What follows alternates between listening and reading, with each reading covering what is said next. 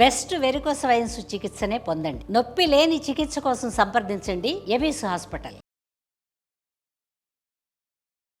నమస్తే రమగారు. నమస్తే జయ. రమగారు, ఏదన్నా గొడవలైనప్పుడు, ఇష్యూస్ అయినప్పుడు, కక్షలు, కార్పణ్యాలు, ప్రతీకారాలు నేను తీర్చుకుంటాను, ఆ ప్రతీకారం తీర్చుకునే వరకు నేను నిద్రపోను, శపథాలు చేస్తూ ఉంటారు. అవును, ఇలాంటివి ఏమైనా స్టోరీస్ ఉన్నాయండి? రాజుల కథల్లో కనిపిస్తాయి కదా జయ. ఆ, రాజుల కథల్లో చాలా అద్భుతంగా కనిపిస్తాయి. బ్రహ్మాండమైన కథలు. పూర్వంట వజ్రగిరి సంస్థానానికి రాజుగారు, ఆయనకి ఇద్దరు కుమారుడు కుమార్తె. కొడుకు శక్తిసింహుడు, కూతురు పద్మముఖి. పిల్ల చాలా అందగత్తెట. అయితే ఈ పద్మముఖికి వాళ్ళకి అవతల దీంట్లో ఉన్న అవతల రాజ్యాల్లో ఉన్నటువంటి ఇంద్రవర్మతో వివాహాన్ని నిశ్చయించుకున్నారు. పద్మముఖి కూడా సమ్మతి ఇచ్చింది. వాళ్ళిద్దరూ మాట్లాడుకున్నారు, సరే అనుకున్నారు. అయితే వీళ్ళకి రెండో పక్కన ఉన్నటువంటి శృంగగిరి రాజ్యంలో, ఇది వజ్రగిరి కదా, శృంగగిరి రాజ్యానికి కాలకేతుడు అనే యువకుడు రాజుగా ఉండేవాడు. అతనికి ఇందుమతి అని ఒక చెల్లెలు, తల్లి ఉన్నారు. ఆ తల్లి పద్మముఖి సౌందర్యం గురించి విని కాలకేతువుకి ఏం చెప్పిందంటే, అబ్బాయి నువ్వు ఎలాగైనా పద్మముఖి లాంటి పిల్లని పెళ్లి చేసుకోవాలిరా, చేసుకుంటే ఇంకా ఆ పిల్లనే చేసుకో అని చెప్పింది. చెప్పేసరికల్లా ఇతను ఏం చేశాడు, సరేనని ఒకసారి రెడీ అయ్యి కొద్ది చిన్నపాటి సైన్యం స్నేహితులతో కలిసి ఈ వజ్రగిరి వెళ్ళి రాజుగారిని కలిసాడు. కలిసేసరికల్లా ఆయన పెళ్ళికి నిరాకరించాడు. మా అమ్మాయికి ఇంద్రవర్మతోటి వివాహం కుదిరిపోయింది, సారీ క్షమించు, వివాహం చేయలేం అనగానే ఏం చేస్తాడు, మా పిల్లని నీకు ఇవ్వమన్నాక తలకాయ దించుకుని ఇంటికి వెళ్ళిపోయాడు. సరే ఊరుకున్నారు. కొంతకాలం తర్వాత ఏమైందంటే, కొండరాజులు కొంతమంది ఈ ఇంద్రవర్మ తాలూకు రాజ్యం మీద పడ్డారు. పెళ్లి కుమారుడు, వీళ్ళు పెళ్లిగా సంబంధం కుదుర్చుకున్నారుగా, ఆ కుదుర్చుకున్న రాజుగారి రాజ్యం మీదకి తగాదాగా వచ్చారు. వచ్చేసరికి అతను ఏం చేశాడు, కాబోయే మామగారికి బావమరిదైన శక్తిసింహుడికి ఉత్తరాలు రాశాడు.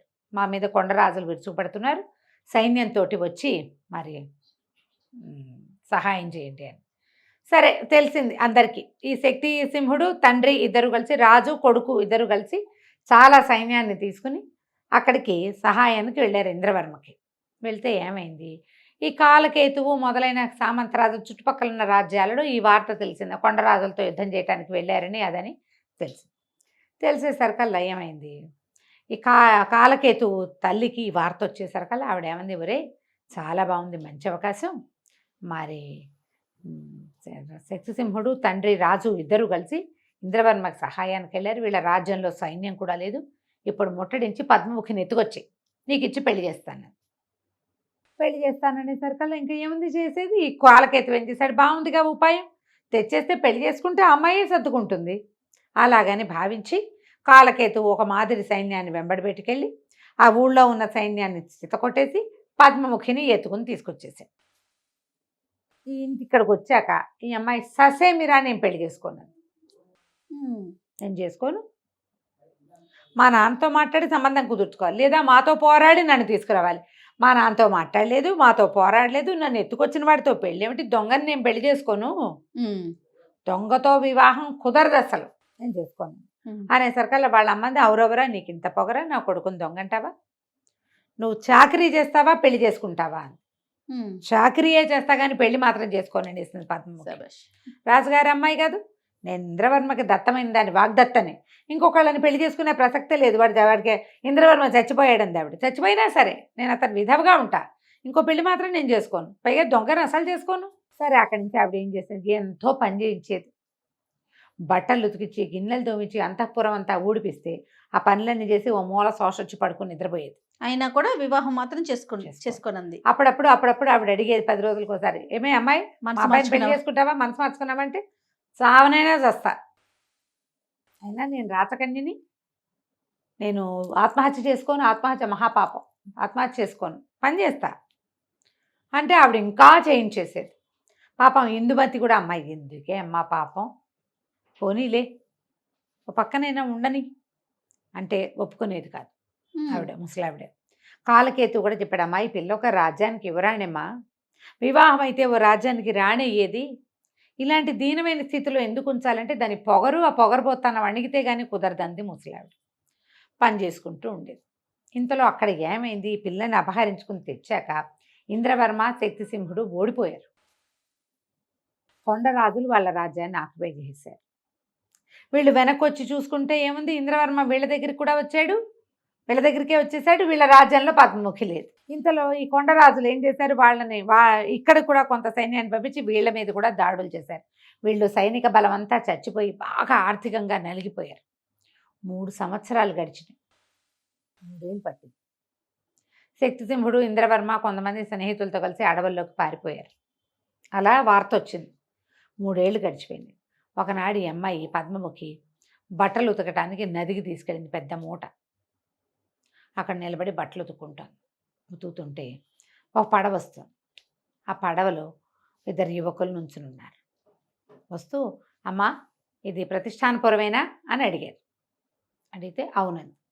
మరి ప్రతిష్టానపురపు రాజుగారు మరి వజ్రగిరి సంస్థానం నుంచి ఒక అమ్మాయిని తీసుకొచ్చారు, రాజకుమార్తెని. ఆ అమ్మాయికి వివాహం అయిందా, ఆ అమ్మాయి బతికే ఉందా అని అడిగారు.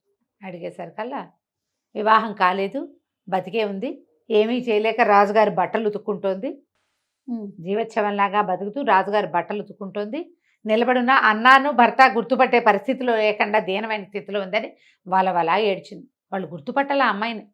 పరిగెత్తుకుంటూ దగ్గర పడవ గబగబా తొందరగా లాక్కొచ్చి ఆ శక్తిసింహుడు, ఆ ఇంద్రవర్మ ఇద్దరు పడవ దిగి పరిగెత్తుకొచ్చారు ఈ అమ్మాయి దగ్గరికి. తీరా చూస్తే ఏముంది, దగ్గరకు వస్తే కానీ ఆ పద్మముఖి చిక్కిపోయి నల్లబడిపోయి వేళకి ఆహారం లేక ఈ బట్టలు ఉతుకుడు, పోషణ లేక బట్టలు ఉతుకుడు, ఆ పనులతోటి చిన్నతనం నుంచి అలవాటు ఉంటే ఒక రకం, పైగా విపరీతమైన దిగులు. తండ్రి ఏమయ్యాడో, తమ్ముడేమయ్యాడో, కాబోయే భర్త ఏమయ్యాడో, తన రాజ్యం ఏమైందో, తన గురించి ప్రజలు ఏమనుకుంటున్నారో, పరువు పోయిన భావన పాపం. అక్కడిని కావలించుకుని ఏడ్చాడు. అయ్యో నీ పరిస్థితి ఇలా వచ్చింది అని, నువ్వు మాతో మనకు పర్వాలేదు, మళ్ళీ 3 ఏళ్లలో మేము తిప్పుకున్నాము. మరి ఆటవికులు కొంతమందితో స్నేహం చేసాం, సైన్యాన్ని సమీకరించుకున్నాం, కొండరాజుల్ని పారద్రోలేసాం. నేను ఇవాళ రేపు వీళ్ళ మీద దాడి చేసి నేను తీసుకెళ్తామన్నాడు. అంటే ఇంద్రవర్మ అన్నాడు, ఎందుకు దాడి చేయటం అనవసరంగా, ఇక్కడే ఉంది కదా, పడవెక్కించుకుని తీసుకెళ్ళిపోతే ఇక దారే లేదు, మన దారిని మనం వెళ్ళిపోదామంటే ఆవిడ ఒప్పుకోలే.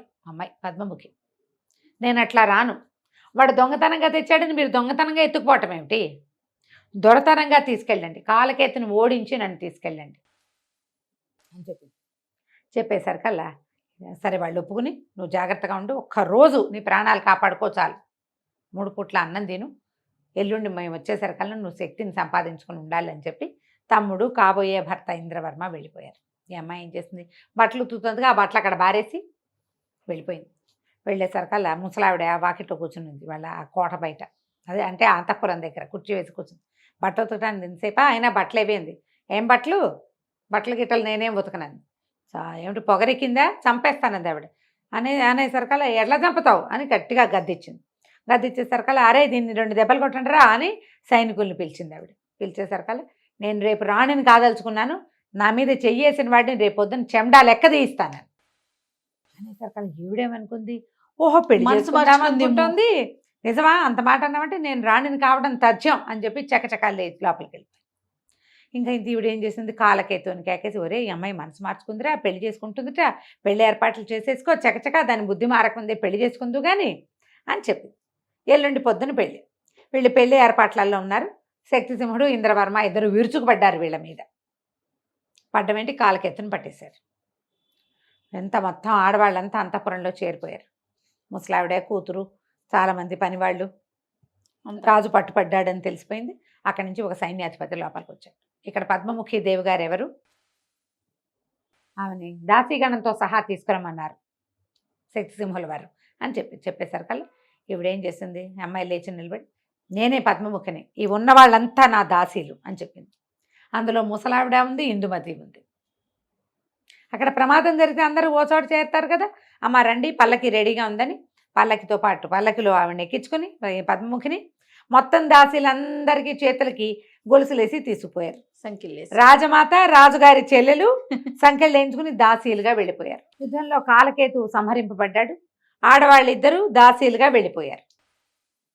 సరే అక్కడికి వెళ్ళాక ఏమైంది, సరే చక్కగా అంగరంగ వైభవంగా ఇంద్రవర్మతో వివాహం చేసుకున్నాక ఈ వీళ్ళని ఏం చేద్దామన్నాడు.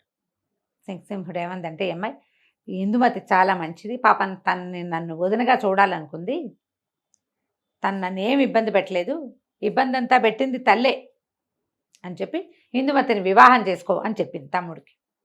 తమ్ముడేమో ఇందుమతిని పెళ్లి చేసుకున్నాడు. ఇందుమతి వాళ్ళ అమ్మ మాత్రం బతుకున్నంతకాలం అంతఃపుర దాసిగానే ఉంది. తన తమ్ముడి అత్తగారిని దాసిని చేసి అట్టి పెట్టింది ఆ అమ్మాయి. ఆవిడెప్పుడూ దాసిగానే ఉండాలి. పద్మముఖి వివాహం చేసుకుని ఇంద్రవర్మ ఇంటికి వెళ్ళిపోయింది. తనతో పాటు ఈ తమ్ముడు అత్తగారిని దాసిగా తీసుకుపోయింది. పగట్లా సాధిస్తారు. రాచరికపు కథల్లో ఈ పగ సాధించే కథలు బోల్డ్ అని కనపడతాయి. ఎక్కడ అవకాశం వస్తుందో అక్కడ అవకాశం పగని వస్తే తీర్చుకుంటారు. అట్లా తీర్చుకుంది. ఇందుమతి కూడా ఏమీ మాట్లాడలేదు. ఇలా మరి రాచరికంలో జరిగేదే ఇది. తన తల్లిని దాస్యం చేసినందుకు పగ తీర్చుకోవాలి ఆ అమ్మాయి. తనని దాస్యం చేయకుండా రాణిని చేసినందుకు వదిన గారి పట్ల కృతజ్ఞతగా ఉంది. బాగుందండి. కథ కంచికి మనం ఇంటికి. నమస్తే రమగారు. నమస్తే జయ.